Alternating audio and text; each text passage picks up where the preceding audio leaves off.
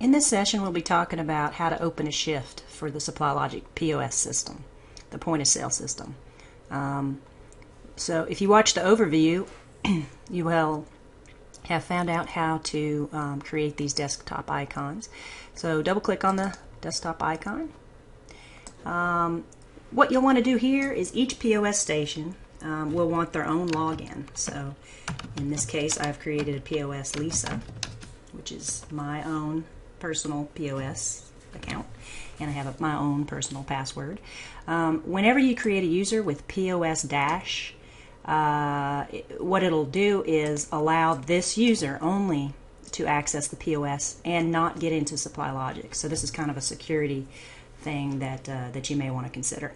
Had I just had Lisa without the POS as my username, I would be a user that's able to access both the POS and SupplyLogic. So just consider that as you're creating your system users.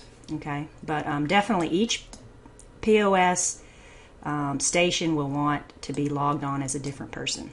So once you log in, you click OK, and you get to the main POS screen. You can see that this is POS Lisa, who's logged in. I do not have a current shift yet, so POS Lisa does not have a shift, so what I need to do is start a new shift. Okay, so I would actually click on this, put in the amount of money in my drawer. The POS station is usually associated with a cash register or even a cash drawer that's attached to SupplyLogic. So anyway, you would basically count the money at the beginning of the shift, enter that money, and hit save. Okay. Now, once I do that, you can see now that this indicates that I have started a shift. So I am currently in a shift, and any transactions that happen, any register transactions that get run through this station will get totaled, and all the money will be calculated. And then at the end of the day, I'll go in and want to close the shift, and then I'll have a deposit sheet of how much money and how much payments went in through this shift.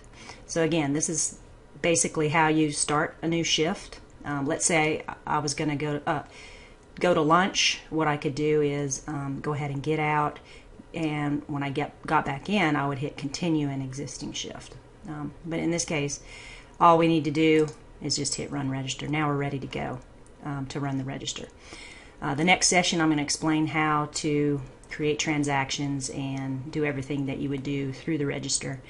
But in this case, this session is just about starting the shift. So let me go ahead and say that I'm going to lunch.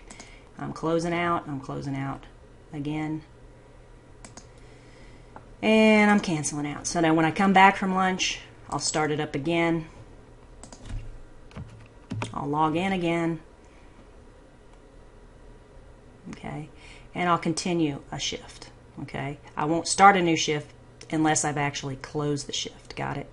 So F3, you can see here POS Lisa, there's my shift. I would hit enter to select it.